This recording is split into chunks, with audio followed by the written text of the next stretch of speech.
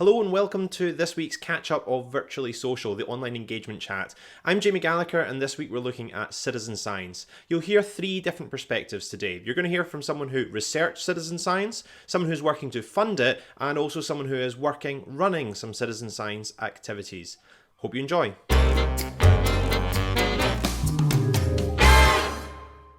So I want to come to Vicky first of all. It's nice there's another Glasgow connection. We are in this, and I've known Vicky for many, many years because I used to work at the University of Glasgow. And Vicky has quite literally written the book on citizen science. So to introduce herself first of all, let's say hello to Vicky. All right, hi everybody. As Jamie said, I'm based at the University of Glasgow. And I'm the Public Engagement Manager at the Wellcome Centre for Integrative Parasitology, which is one of the Wellcome Trust Centres of Excellence. So I work with researchers to engage, help them engage with our key audiences and to make our research more kind of open and transparent and accessible. But I've also got a very strong interest in citizen science, and I've done quite a bit of research on citizen science, particularly online citizen science. So I basically looked at motivations to participate. So why are some people participating in projects for many months and in some cases many years? I also was interested in how they interact, how they work together, how they work amongst themselves and also with professional scientists. And I also wanted to look at who these types of projects are appealing to. So I did a bit of work on the demographic characteristics of people who participate in online citizen science. So that was all very interesting, and I carried out that research at the Open University. And so what I'll do is a bit later, I'll tell you what I found, which I think is quite interesting. And I'll give you a little bit of a background to citizen science, and I'll talk a bit about some of the benefits that it can generate, and also some of the pitfalls and some of the problems that can arise for professional scientists in particular when they're trying to set up a citizen science project. We're going to come to David next. Again, David is someone that I've known for many, many years. And I think every time we end up kind of meeting and working together, he is wearing some sort of a different hat. So this time I'm introducing David as his new job at the UKRI. And David, introduce yourself for us, if you would. Over to David. Thanks, Jamie. Yeah.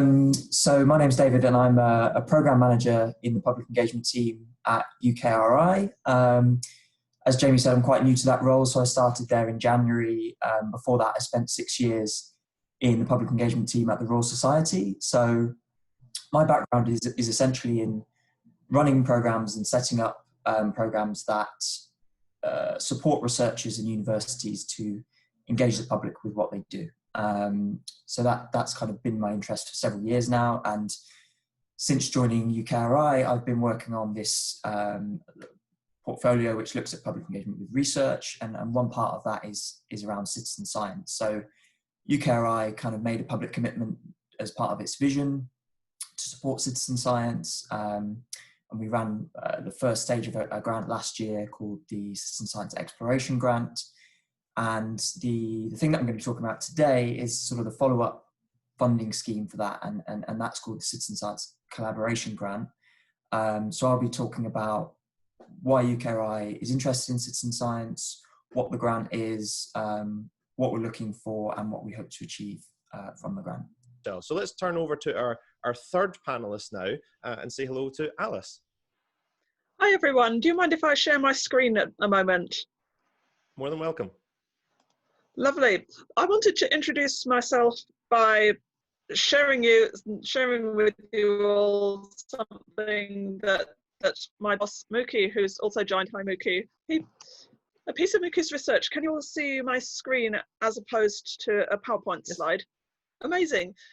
Yeah, this escalator model was developed to show that people can choose exactly how involved they want to be in citizen science. They might just dabble in it a little, they might just take out their phone and use iNaturalist on some plants that they see, or they might get incredibly involved.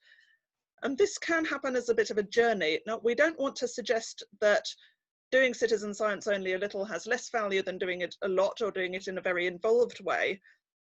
But it is interesting to see what would make someone just start with a general interest in popular science, as you see at the bottom, where they're just reading whatever books come their way, and end up creating citizen science projects of their own. So To explain who I am in the context of all that, I was just a citizen science volunteer for many years on the Galaxy Zoo project, the first of the Zooniverse projects. I just had a massive interest in astronomy, but then I became more and more involved. I did a MSc in astrophysics. I failed it because I'm not really an academic at all. I just wasn't very good at the maths. But I still never stopped going around speaking about citizen science and being a bit of a poster child at conferences. And that eventually got me a job for which I'm really grateful. And I'll be talking a little bit more about what my job involves in a minute. So a citizen scientist could be anyone really, and they could just be someone obsessively interested. And I think it's worth getting as more just obsessively interested people in as possible. Now we've met all three of our panellists this week, we're going to delve into their main contributions. Each panellist will have just about 4 or 5 minutes to share their views on citizen science. Here we go. Super. Yes, we can. Okay, thanks. I'll talk a bit about the research that I carried out at the OU, but Jamie asked me first to give just a very brief background as to what citizen science is and how it's developed. I guess most of you are quite familiar with it, but it's basically, for those who are new to citizen science, it's a collective term for projects that engage both professional scientists and non-specialists in the process of gathering and evaluating information and data.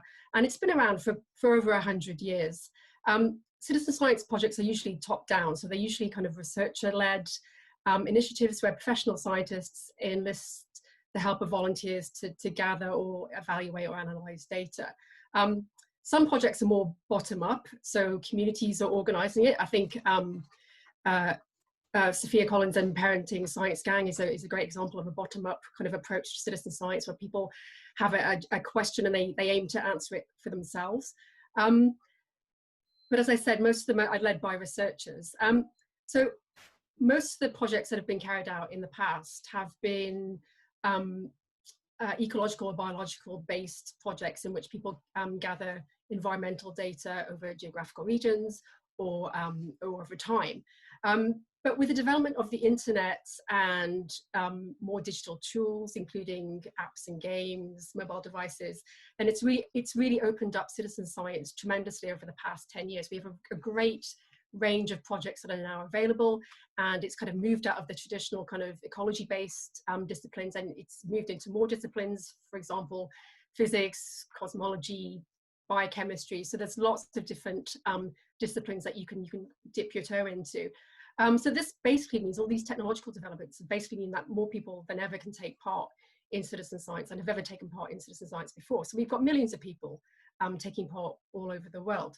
So as I mentioned before, my research focused on online citizen science projects, which are pretty much self-contained projects where scientists provide the data for people to analyze or do whatever with, so you don't actually go out and collect data yourself. So that means you can take part within the comfort of your own home. What I found with my research, basically, so I was interested in why people participate. And some people participate in projects for months or years. And so I looked at 3 projects in particular. I looked at a project called Fold It, which is an online protein biochemistry game. I looked at Planet Hunters, which is one of the, was a project, I don't think it's up any longer. It's a project in the Zooniverse. And I looked at a distributed computing project called Folding at Home. And so I used interviews and surveys, and I took part in all of these projects myself, and I used a bit of online ethnography to kind of observe what was going on, to kind of get an understanding of how people participate. And from my findings, I found that the strongest motivation to participate is an altruistic one. So people want to participate because they want to make a contribution to science and they want to help scientists.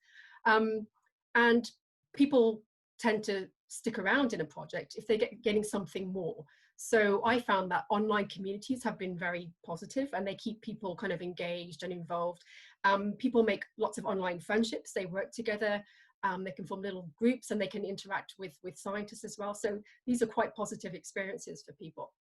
And in terms of patterns of participation, what I found is that people participate in a very different way. So you might get some people who kind of dip in and dip out, but basically all the projects that I looked at have a very strong core group of participants who do the bulk of the work. So this group of participants were the ones that kind of forwarded the project, and they did most of the interaction with the scientists. So that was really interesting. And a lot of these groups form what we call a community of practice. So they're quite specialized. And in some ways, you know, they get, for example, in Fold It, these participants are basically better at playing the game than the people who set it up. And they're asking their own research questions, and then they're creating their own tools for the project as well. So it was a fascinating community to look at. And one of the things I looked at was, well, who's taking part? What are the demographic characteristics of people who are actually participating? And certainly what I found with the projects I looked at, and I sort of did a trawl of all the data that was out there for other online citizen science projects, and the majority of participants appeared to be men. So certainly for the projects I looked at, there were at least 70% of the participants were men. They were very well educated people. They all had a background interest in science, and many of them had formal STEM qualifications. Quite a few, interestingly, were working in IT related professions. So it was a very kind of distinct demographic, and it wasn't especially representative of the population at large. So that was quite interesting. So maybe now might be a good time to look at the poll, Jamie? Yes, the poll is up, and Okay. I'm sharing the results now. All right, so this is really interesting. So, you know, obviously some of you might have an interest in creating your own citizen science projects. So there's lots of things to think about when you're designing it. So looking at the results, the overwhelming sort of feedback is meaningful engagement with your citizen scientists. And yes, yeah, I mean, to be honest, all of these things are really important. You have to have a fun and engaging project because you want people to take part.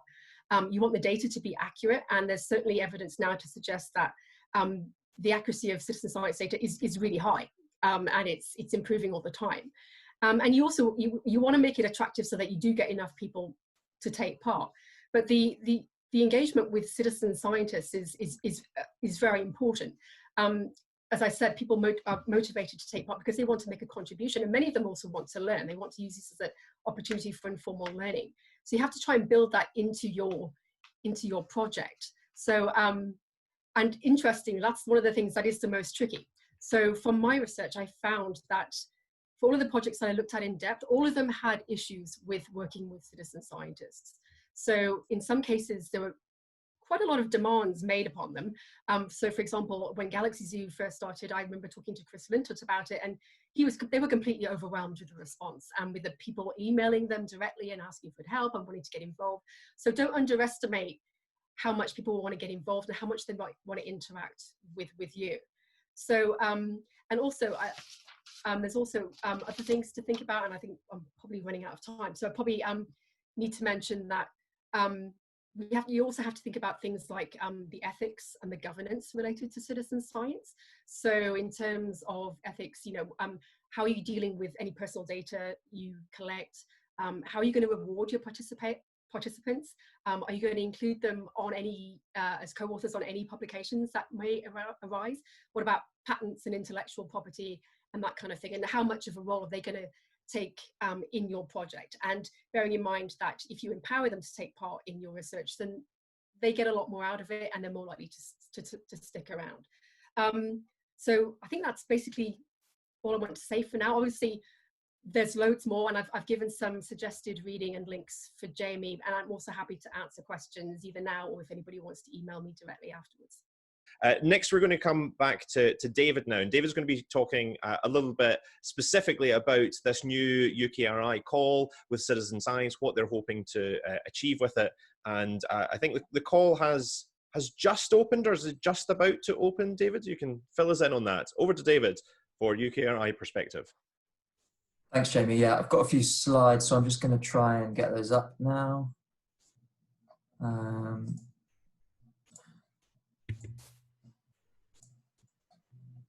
Okay, can you see those? Yes, we can. Great. So yeah, I'm just going to quickly run through sort of why UKRI is interested in citizen science and yeah, share a few details about this new call that we launched details of a few weeks ago and actually opens for applications on Monday. So I'm going to start with UKRI's public engagement vision, which we published last year, and it has these sort of 4 fundamental areas that it wants to kind of create change in. And the one that I've highlighted and put in bold there is most relevant to the area of work that I'm working in among our portfolio of projects, and the one that is most sort of resonant to this new citizen science collaboration grant. And that's to support researchers, innovators and institutions to actively involve a wide range of people in their work. And our vision kind of goes on to describe why we think this is important. And yeah, it's this idea that this really sort of active style of participation, rather than it being pure communication and just sort of disseminating findings, is that this can really improve the quality of research. It makes it more relevant to society. And as all of us that are sort of practicing and interested in public engagement know, it can really benefit the participants as well. So I think we sort of see citizen science as a useful label to talk about this kind of public involvement in research, because citizen science kind of necessitates involvement in the actual process of the research rather than just being a sort of passive recipient of it. So basic details of the grant that I say we launched details of a few weeks ago and opens on Monday. So this particular project, we're investing £1.5 million into it. Each of the projects that we're going to fund can get up to 300,000 of those pounds. The project can be up to 3 years long. They're researcher-led projects, but we are really encouraging partnerships with organisations that aren't sort of directly available to get the funding. And from my personal experience, I know that one of the key markers of what makes a public engagement project successful is often the partnerships that they have set up. That can be a really key component of good engagement. And so just to go on a little bit about what we're looking for. So the grant itself is supporting multidisciplinary collaborations that involve people to address societally relevant challenges. So we really want them to be purposeful engagement projects, so that the citizen science elements are serving this wider purpose of addressing societal challenges. We want a mixture of researchers who are new to citizen science working with those more experienced. So as Vicky mentioned, citizen science at the moment tends to be confined to relatively small number of disciplines. So this is about us trying to expand that further into new disciplines. And as I've already mentioned, partnerships with other organisations is really something we're looking for. And so what do we want to get out of it? I mean, these are just three core things that I think are really sort of on our radar as things that we'd like to demonstrate through this grant and the projects that we fund. The first one is, as I say, about this kind of demonstrating that citizen science can actually be a really interesting way of doing research and of coming up with new ways of solving challenges. Making more researchers aware of and using and sharing best practice in citizen science. And then, citizen science is an area of public engagement that UKRI has made a long-term commitment to, and that we have many other projects that overlap and that might build on this project. So over the next few years, we really want to understand, what works in this area and why does it work, and that should inform our future approaches as well. So that's kind of all I want to say. I've just got a slide which has got my contact details in. So if after this you want to get in touch, you can do so by emailing me or the public engagement inbox, or you can contact me through Twitter as well. So thanks. Now I want to come to someone who is working day in, day out, running citizen science projects. So Alice, we're going to cut over to you now. Hello again, Alice. Hello again. I'm going to share my screen again, and I'm going to start with a really easy question, which I am not going to be putting as a poll. Can you now see my PowerPoint slide with sort of two thought bubbles and a dial on it? We can. Wonderful. So I think everyone in this Zoom call would probably agree that science, especially citizen science, but also just school science or professional research science, should be accessible to anyone who wants to be involved. What is the actual reality of this? Is citizen science or any science available to really anybody? So just take a moment to think where you'd put that dial. But because I've just got 5 minutes, I'm going to go straight on to the next slide, and I'm going to just ask people to participate in the chat as much as possible. And I want you to just think about what might make someone not participate in science. It might just be that they're not confident, but it might be that there's a real solid barrier. For example, they don't speak the right language, or that they haven't got the right education, or that they might lack the right equipment. And there's been some really fascinating discussion in the chat already.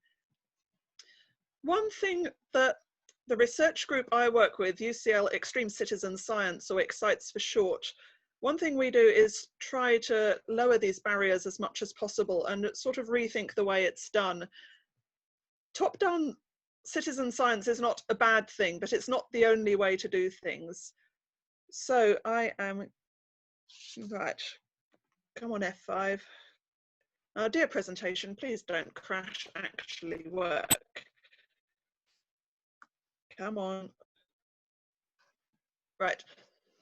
So one project that I do most of my work on is called EU Citizen Science. And the main purpose of this project is to deliver a training platform. This training could be almost anything. It could be individuals who just want to know more about it, or it could be members of the media or policymakers who want to find out what on earth all these citizen science people do, what they're finding out, why it's important to work with them. For example, if you're a local councillor or MP and there's some problem with pollution in your area, you can bet that your local residents are going to have some kind of expert knowledge on it. They might not know the exact chemistry that's going on, for example, but they will know exactly what the effects are, where it might be coming from, who's affected in what way, who's saying what. This might not be sort of lovely mathematical data in tables, but it can be really useful. So do check out EU Citizen Science, have a look at the resources, do recommend some. I'm going to be moderating those that get uploaded, so they will be good quality. Part of EU Citizen Science is a little project that I've developed called the Citizen Science Translation Hub. Almost all citizen science materials are accessible only in English. I want to change that. So I've been spending the last couple of years slowly building up a little website where if you're a project, you want your text translated, send it to me. If you're a student translator and you'd like to help and get something back, hopefully by learning, by contacts, by something for your portfolio, then also please come my way. Much more thrilling and wonderful is something that a lot of my colleagues do. They've gone to places like Cameroon or the Congo or the Amazon rainforest, and they've worked with people there. Indigenous people are often blamed, for example, and thought to be, oh, they're just poachers, so let's make these forests human-free, but that's not the way life works. Humans are a keystone species in any ecosystem, and the rainforests are no exception. Local people there are experts on the local biodiversity, and they're best placed to protect it. They really, really know what goes on, and they're often exploited, they're often oppressed. My colleagues work with them. These Indigenous people are often illiterate or semi-literate, so we can't just give them a load of text and ask them to fill out tables. So what my colleagues did was, first of all, listen to their concerns and not do things for them, but do things with them, and get them to draw what they were seeing and find ways to put these onto phones as little icons that they could tap to show there's this problem happening here, there's that problem happening there, there's this land intrusion. And you can see the people talking about it all together and doing their own monitoring. It's been amazing learning about what they're doing. So this isn't a project that we can all get involved with, but it's something we can support, and it's an approach that we could think about taking. And finally, particularly in regards to the Black Lives Matter movement, a couple of my colleagues are looking at a problem that is disproportionately affecting the Black youth in London, for example. And they're talking with them directly about knife crime. They're also talking with police officers, which I know is not going to be something that everyone will support. But it's really important to find out how the police officers, and most especially how the people affected, feel about the problem. How do they feel about stop and search powers? So this is looking at individual experiences. Again, it's not rows of data. It's something called the mental model. A sociologist could tell you what that is better than I can. So because I've only got 5 minutes, I might well have overrun that. I'm going to stop there. But I have sent Jamie a massive list of links. And if any of you wanted to look them up or look up any of my writings about citizen science, then please do so. I'd be delighted. And yeah, please email or tweet me. That's it.